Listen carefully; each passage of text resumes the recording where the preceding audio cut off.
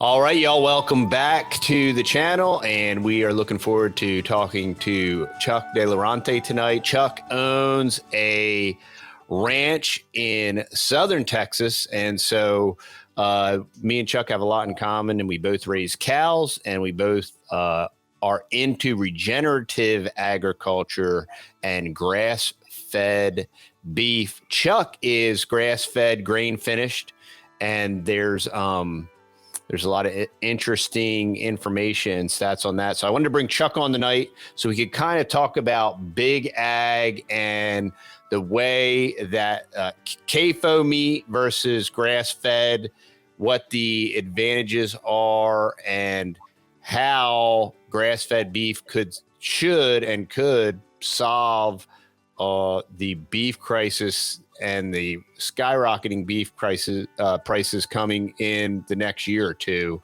Beef prices are going to go to the moon, Alice. What say you, Chuck? To the moon, Alice. Jackie Gleason style. Oh, great lead in. Well, thanks, TD. Again, here we are. So Mercy Meadows Ranch, you see our website there, mercymeadowsranch.com. And you can come look us up, read our story. We'll put that in the show notes or whatever you call them, the comment fields or whatever. But yeah, just to kind of frame that up. So we do have a mixed reviews. A lot of people say that purely grass-fed beef is a little bit drier and not as marbly in that. So we do a little feed grain finish at the end to get some fat in there and a little more, to get that's what people like. Mm-hmm. Now, your big commercial operations, we call it big ag. And I'm reminded, by the way, just to kind of, let's kind of get out of the beef box for a minute and just talk about agriculture in general. I know more about the meat markets, if you will, than I do about the vegetable corn and soybeans. Of course, everybody wants us to be soy boys, Yeah, that's right. Soybeans and bugs, and then your testosterone level will go even lower. That's right. And then, we have a population gap where we haven't had enough babies born. So, we've got to figure out how to solve that. Japan's in big trouble with a negative birth rate. Collapsing, and they're not going to fix that, and they have limited land and resources. So we, all this stuff works together. But back on the big ag. So since I moved to this part of Texas, I never realized, but the big chicken producers came through here about 20 years ago. And they gave, I just found out because we're looking at a piece of land that has one of these dead operations on it. It's a defunct operation. And I talked to the owner, and she told me it was family land, and she knew a lot about the history.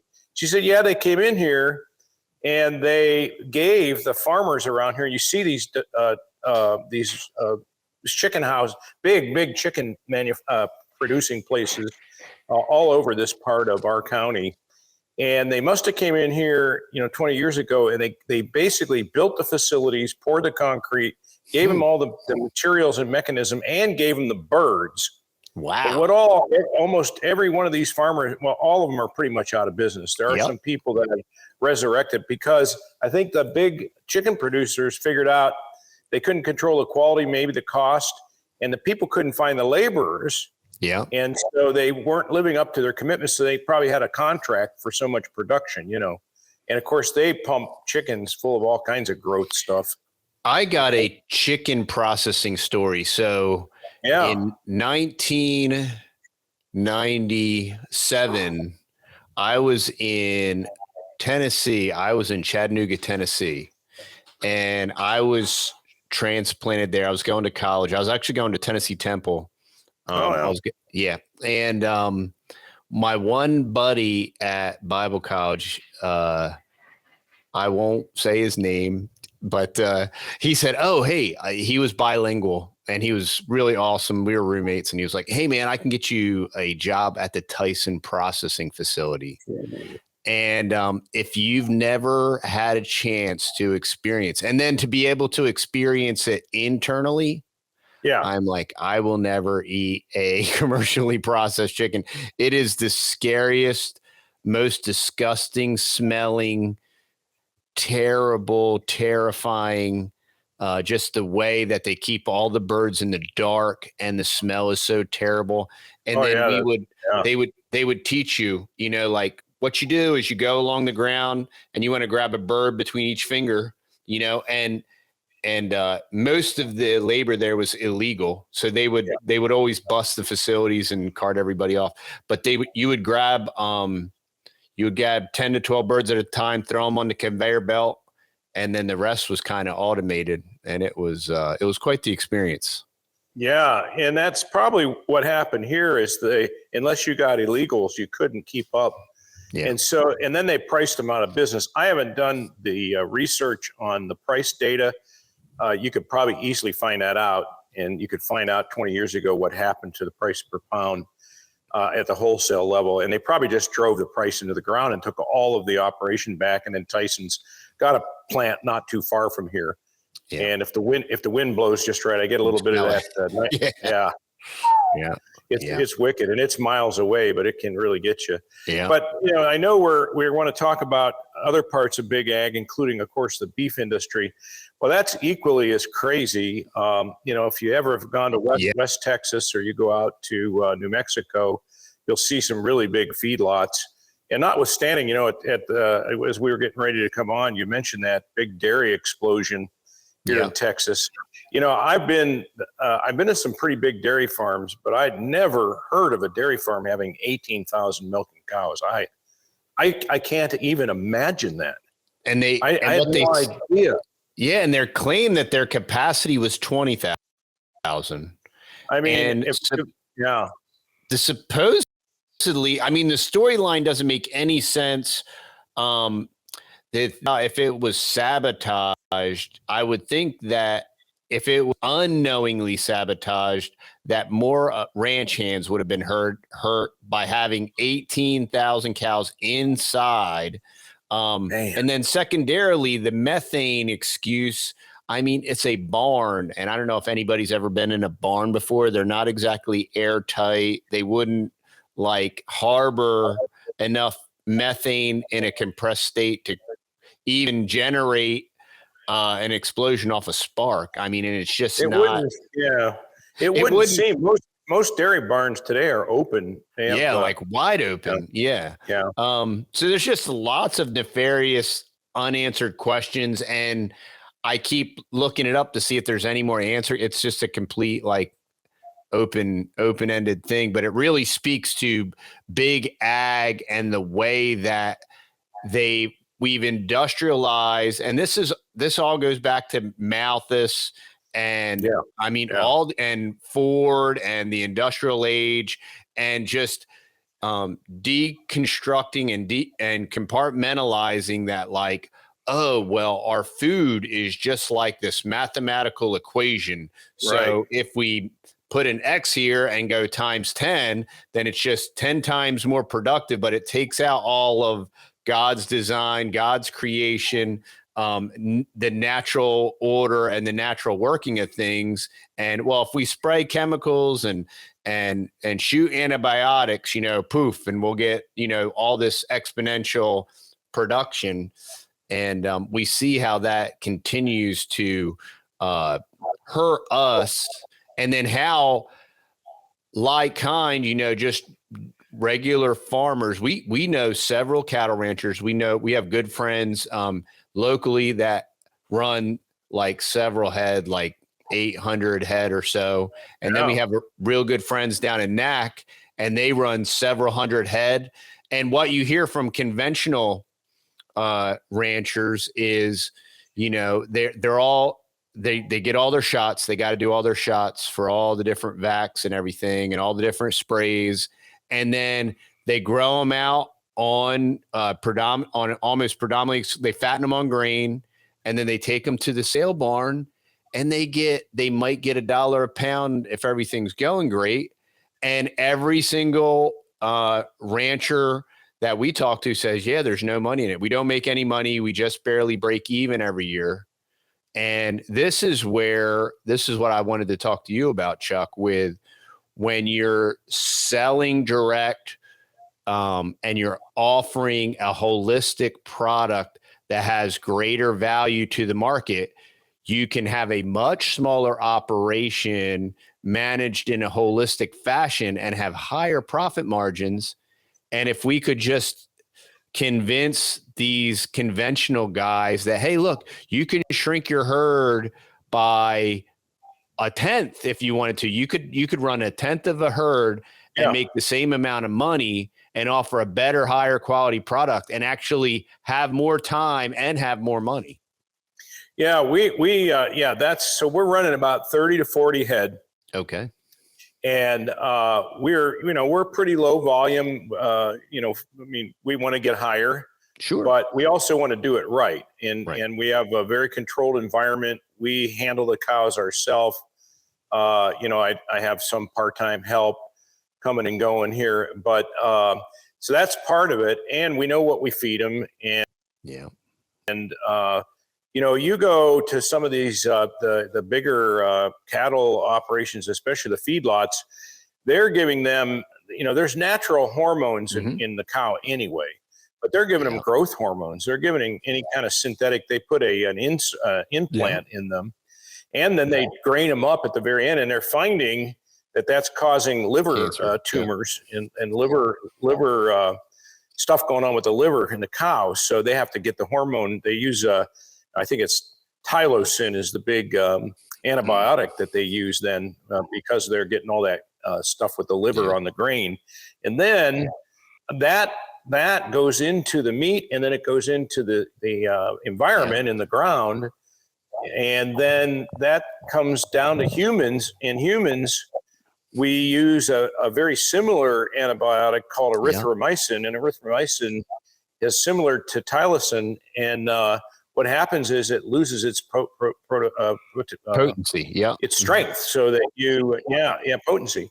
So you wind up, you no longer can take that antibiotic. So those are some of the sort of downstream, the life cycle issues. There's a lot of humane issues, if you will, people that are into that.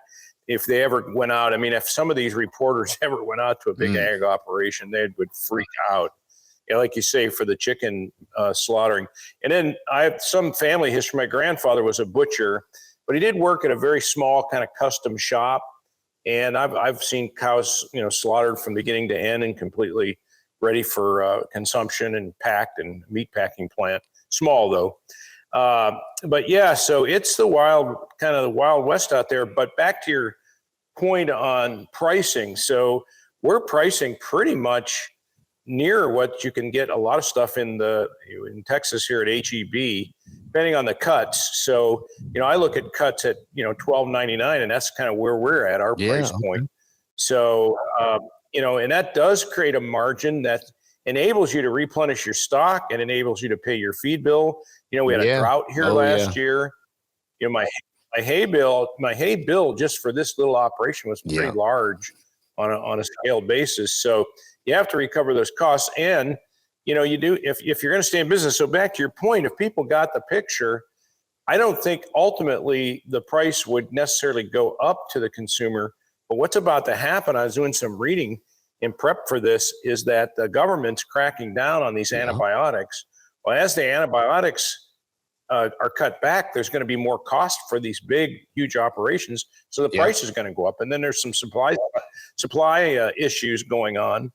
And plus, as far as the research I've done, I guess there are about 4 major cattle producers in the country, just 4 companies. So it's pretty much monopolized. They've run the smaller guys out. Now we're a boutique operation, obviously, but if we can sell, a full cow a month or even 2, we can do pretty good if we get our price and if we get a regular clientele, so that we don't have all the stop and starting. So we're sort of at the early phase. We just sold out, so we are doing well on the steers that we had ready, and they are really nice looking. I looked at some show steers, and they were as good in ways better than that. So I was happy with what we've done. We've been in this breed of cattle. We do British white cattle, which are not they're not a real common breed. They're also called Park White. You'll see it in. But they're gentle, and their beef is supposed to be more lean. So they're kind of a great cow, and they're easy keepers. They calve easy. They have smaller calves, which is great. We have a bull on the property, and we're about to change him out because he's bred everything back. So we need to rotate him out. Yep. He's up for sale.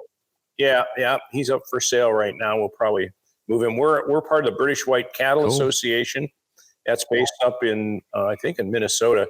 There are lots of, on a relative basis, there's several British White farms, ranches in Texas.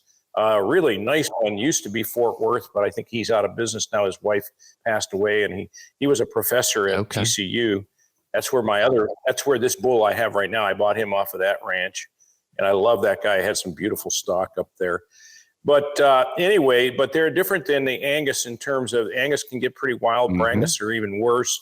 And, there's a lot that goes on with the crossbreeding and all that. And from our experience with the Angus, they're so bred for size that they're so ephemeral, and they require so much medication and attention. They're just that type of management without a great rate of return per pound, which they don't get. If they're going wholesale at the sale barn, they're not getting any kind of great return. And it really makes sense for the boutique, and that's what I said when the whole scamdemic thing happened is, this new normal could be a resurgence. It's actually going to make the smaller boutique farmer more profitable. And it's going to actually potentially provide the income stream necessary to actually be sustainable and to flourish. Yeah, we don't sell anything at the sale barn because you're losing unless you absolutely have to get rid of something. But what do you think other people are doing? They're calling their cows. They're taking the ones they don't want to the sale barn. Exactly. So if those sale barn cows go to maybe somebody who's got this huge operation, they're just stuffing them in with the rest of the herd, they're eventually going to wind up in your grocery store. And so, we're doing that. I think that you got to watch all this language about hormone free and antibiotic free. There's really not, I'm not asking for more government regulation. But it is, they can make all these claims because it's really not being watched or monitored at all. I think that, as I was reading an article tonight, that they are getting ready to crack down on some of these antibiotics. And I think most of that is because people are losing their potency on human beings. One thing I do want to bring up, this is like a pretty big deal. Let me see. This was Tom Renz. Are you familiar with Tom Renz, the attorney? No, so he was working in the state of Missouri, and they presented this bill. It was HB 1169, and this is all about the mRNA.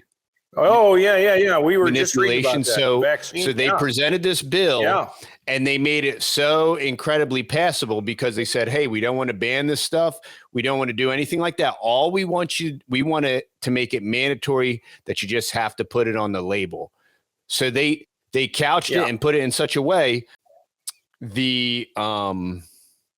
Originally the farmers said that they were going to back the bill, and at the last second, we also need to thank the individuals that stood against the pressure from the Missouri Farm Bureau, Missouri Cattlemen's Association, but they didn't. They buried that bill and they didn't pass it. So this is a really big issue. That's an overarching issue. We just had somebody ask today, like, oh, there's a lot of people that are saying that's disinfo and this is like a nothing burger.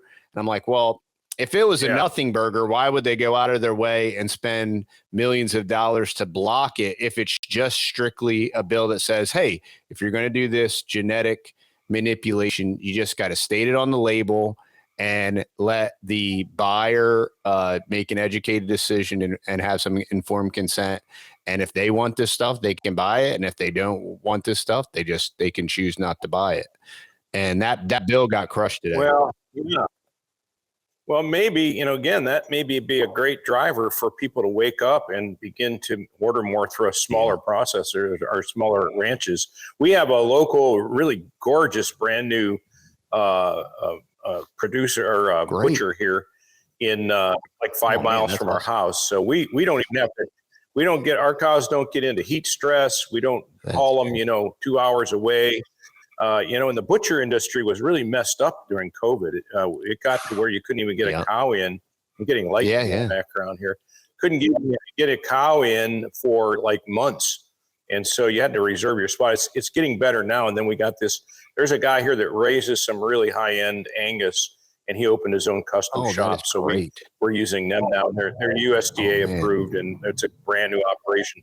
It really looks beautiful. So, but back to this, what we got to really ask yourself, look what they did with COVID. I mean, they used us like human experimental subjects against our will and lied, if you will, and who knows how much scam has gone on.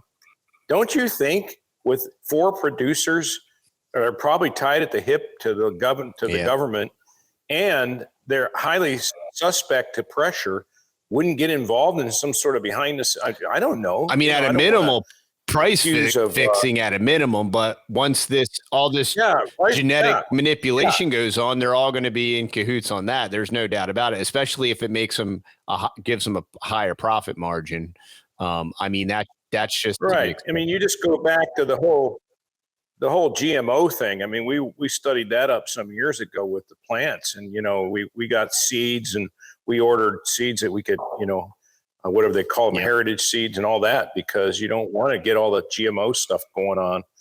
And so, some of the things that are going on in our health, whether it's dementia or it's, bowel issues or it's allergies. I mean, how many people, again, we go back to our generational difference. I mean, my wife and I grew up, I was born in the 50s, grew up in the 60s and 70s.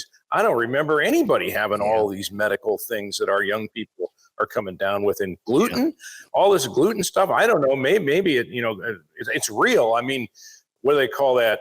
Celiacs or whatever. Celiac. I mean, I pity somebody. I feel bad for them. But yet, how did we get there? Why did I, maybe it's in the bread now and all the grains that are being produced, and maybe it's GMO driven.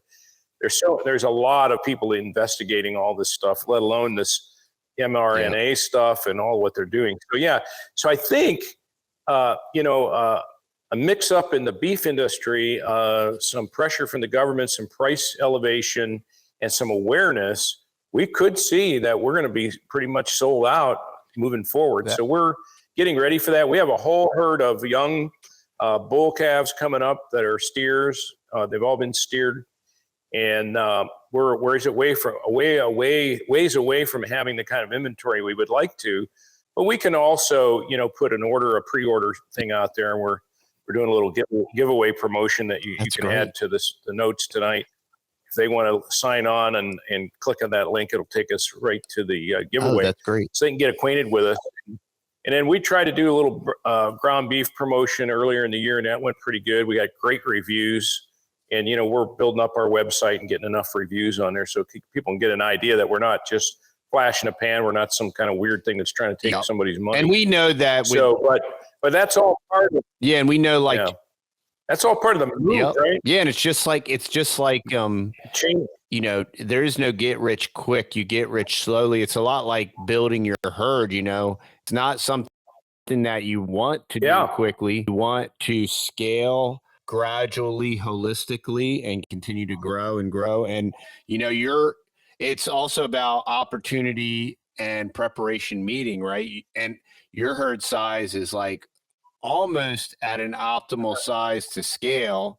And we're a little bit behind you. We probably have a total of 20 head, and we'll have probably 10 total this year that we'll butcher, and we'll consume a couple, 2 or 3 of those, and we'll sell the rest. But this is all part of food security, and just knowing your farmer, knowing your rancher. This is that absolute parallel economy, parallel community, farmer direct, and what that's going to do, it's going to provide the end user with a known value of a high quality product, probably unlike anything they've ever tasted before, to be really honest. That's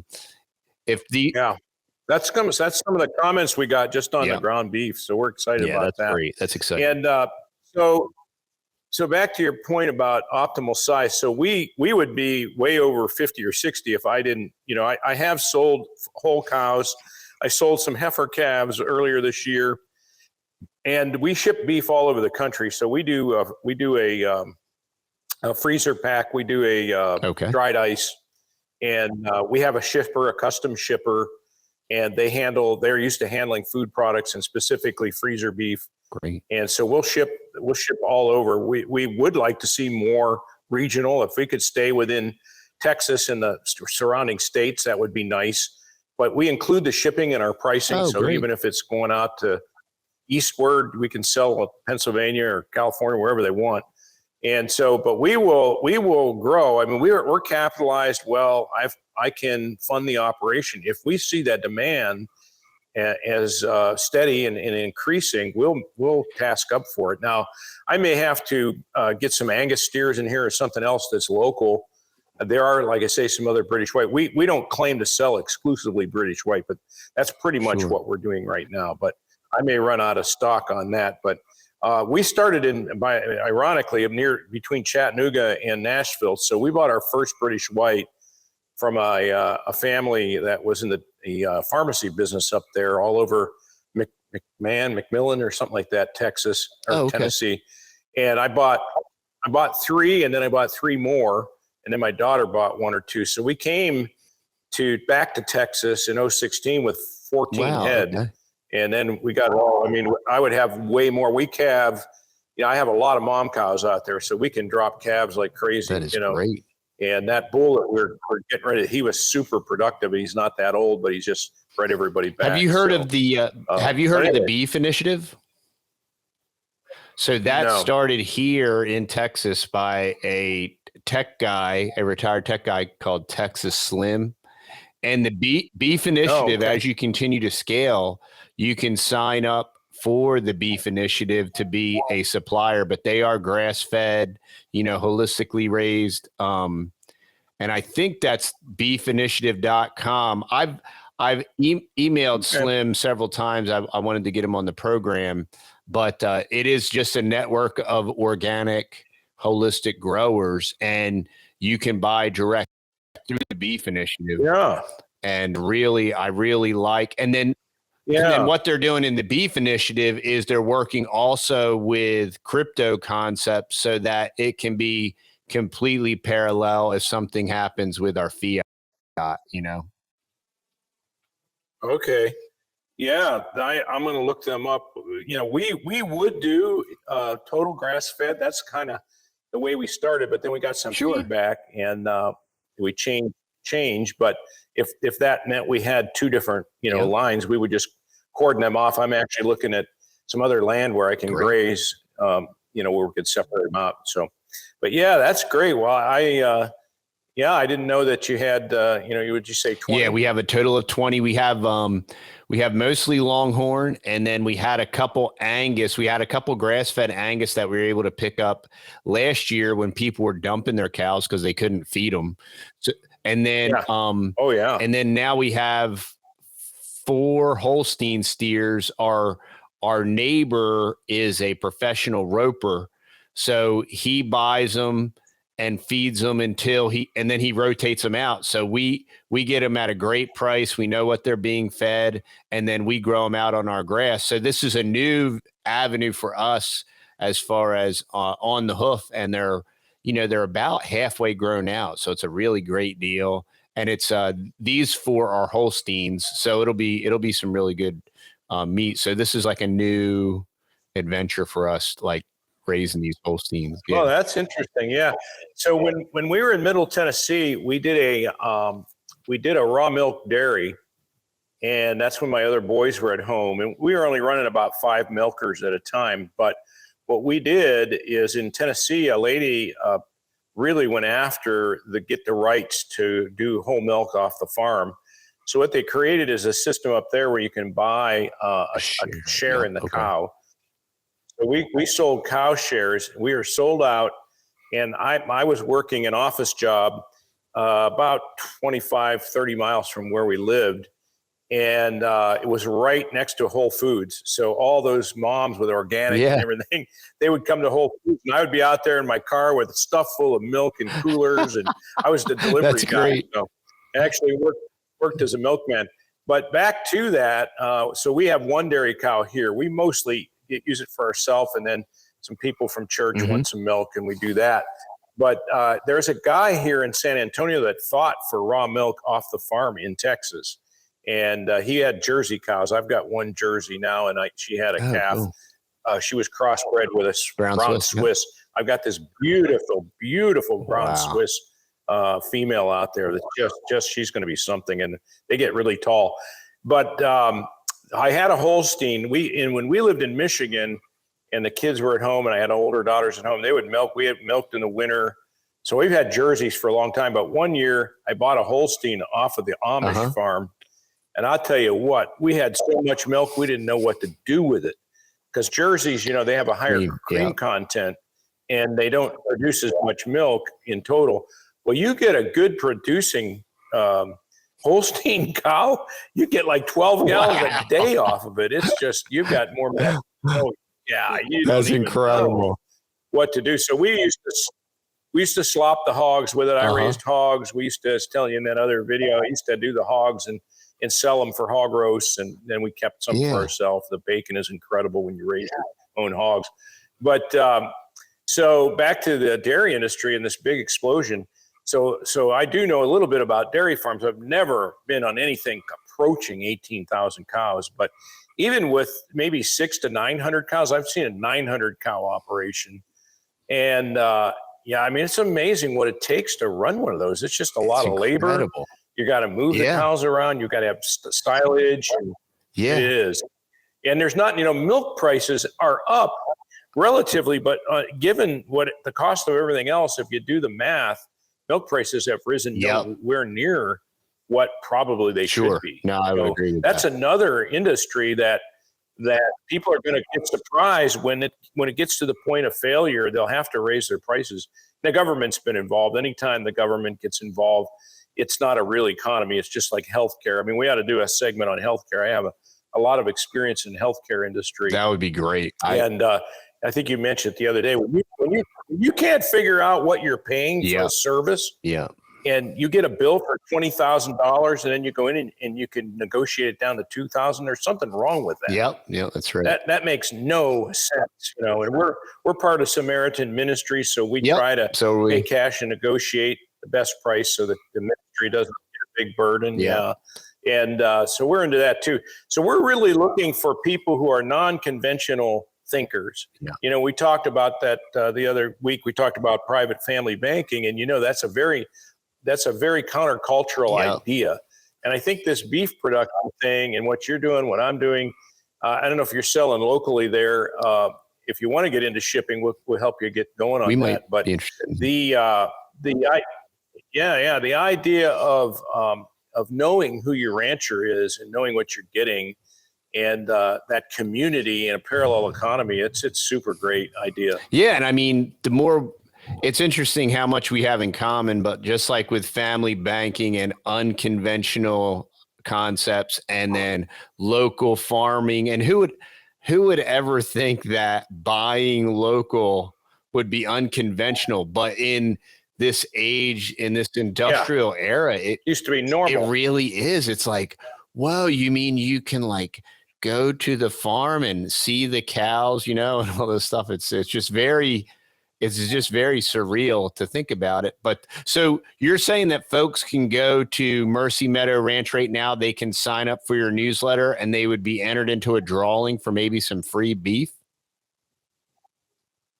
Okay. Great. And you can put that link in the we'll put that link in the website in there. And there's a special link for that giveaway. Okay, that'd be great. I'm sure everybody the giveaway. We're getting the storm is rolling through here. Okay. So I'm getting a little choppy on my end. We may have to truncate this a little bit. But there's a lot we can talk about down the line. Yeah, that sounds great. And I can share discreetly in a way on my back on healthcare and the cost of healthcare. That's a whole, and we got to do a series on that because there's a lot of shenanigans going on in pricing of healthcare. Yeah, I would like to. We need to get doctors to brave and get out of the system. You know, like those guys in Oklahoma. I think they call it the Surgery Center of Oklahoma. You need a surgery, go up there and you'll pay a real price because they're going to be honest with you about the pricing. So there aren't many of those around. And if you can find a doctor that'll take cash and treat you like a human being, you're doing great. Well, this has been a great conversation. I want to encourage everybody to consider finding their own farmer, finding their own food source, someone that they know, like, and trust, and consider what you're eating. I will challenge you, if you shop much in the grocery store, to check the back of your packaging and see. I bet you'll be shocked when you see made with bioengineered material. It will blow your mind, the stuff that you've been eating and you haven't even noticed, especially if you're eating like ultra processed things or different types of candies and mints. Like there's all different kinds of carcinogens, even in like lifesavers. It's so incredible the way they're polluting us. Catherine Austin Fitts calls it the slow kill. And the slow kill. Yeah. Whether it's whether it's on purpose or it's just a product of the industrial food system, either way, the result is the same and it's not good. So, well, and back to that whole point, I'm glad you brought that back up, because I think we all have to assess the vulnerability of being only serviced by the massive systems.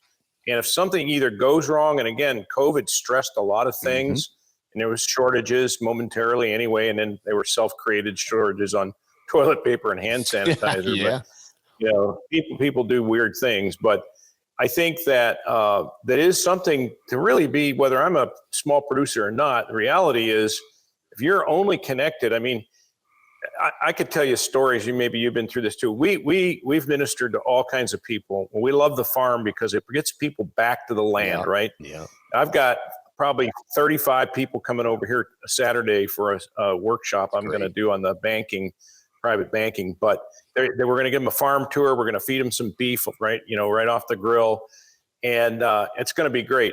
We did this before, and we were closer to a city.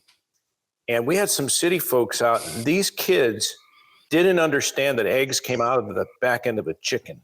They thought that the eggs were like manufactured in the store. In China, they are. And we showed them real eggs in the chicken coop. They couldn't fathom That's so wild. That's how far away we are from reality. Yep, you're right. Yeah. And you know, people love to come out here and try to milk the cow because they think it's just fascinating, you know, so we have a little stall, and she's real gentle, and she's like a pet almost. And so anybody can milk her. And, but those are very wholesome. We were thinking of doing some farm tours. My daughter has a flower farm here too. It's called Sunny Hill Flower Farm, and she has fresh cut flowers, and she's getting ready to think about expanding that. But she services like the local area and up towards Austin and then down a little bit in San Antonio. She does funerals. She does, banks, and she has routine customers on a subscription list. Neat. She does bouquets and all that kind of thing. But she grows them right out here in our land, right in front of our barn dominion. That's wild. And she does great at it. But what she found out is, you know, we get the nursing home people, bring them out here on a field trip, and they get out there in those flowers, and it's just, they just love it. And so we I checked with my insurance property coverage, make sure somebody falls down out there, I'm covered. But we've enjoyed doing that, and people come out here and we set up a tent where they get in the shade, and then they walk around. We've had little kids out here, photo shoots. We can do photo shoots out here. So it's kind of neat. So we may ramp that up a little bit as we get our beef sales going, and we can invest more in prepping for that. Yeah, that'd be great. I think, you know, anyway, it's so what you can do. And life is so synthesized and synthetic. And the more that we can do to live in a real world, touch our food, know our food, know the source, you know, show our kids that chickens lay eggs and stuff like that.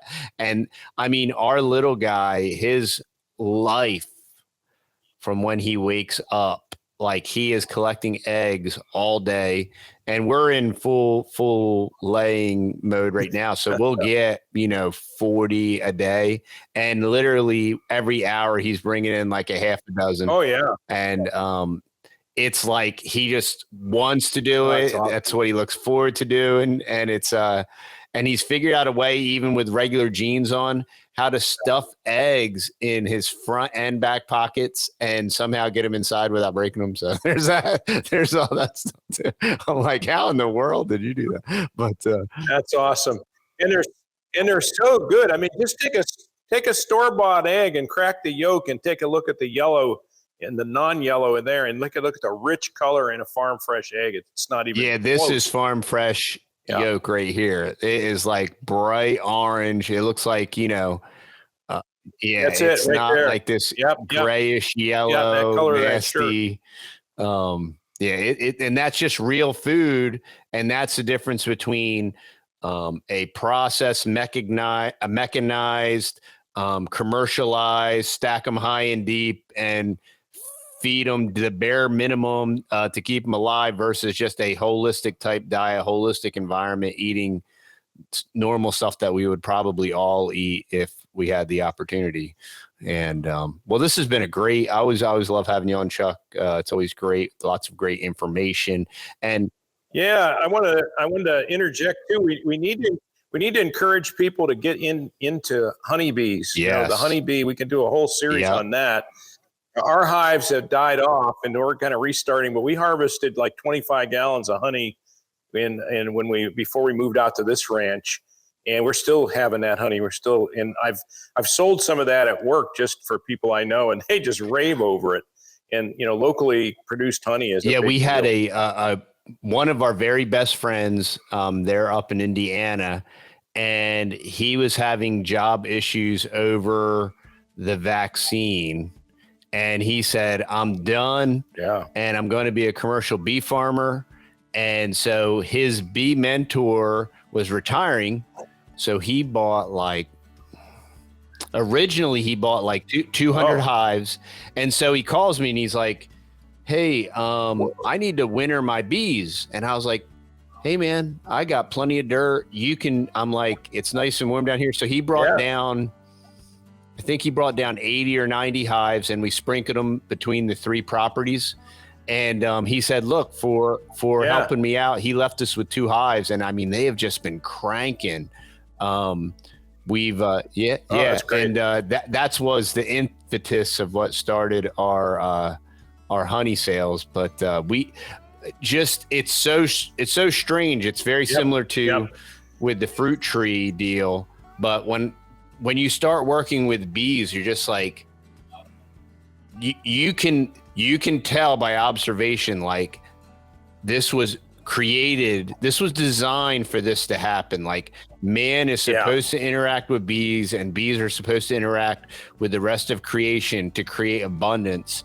And when you're participating in that, it is, I'm not trying to get spooky or anything, but it is a real visceral experience that is like, this is real, and this is what life is all about, and this is a real thing, and it produces real, and the Bible talks about that, the honey, all the time, and it's producing this real thing, and I'm participating in this, and God created these little creatures to do this fascinating, invaluable process, and I can participate in this, and then I can reap the rewards.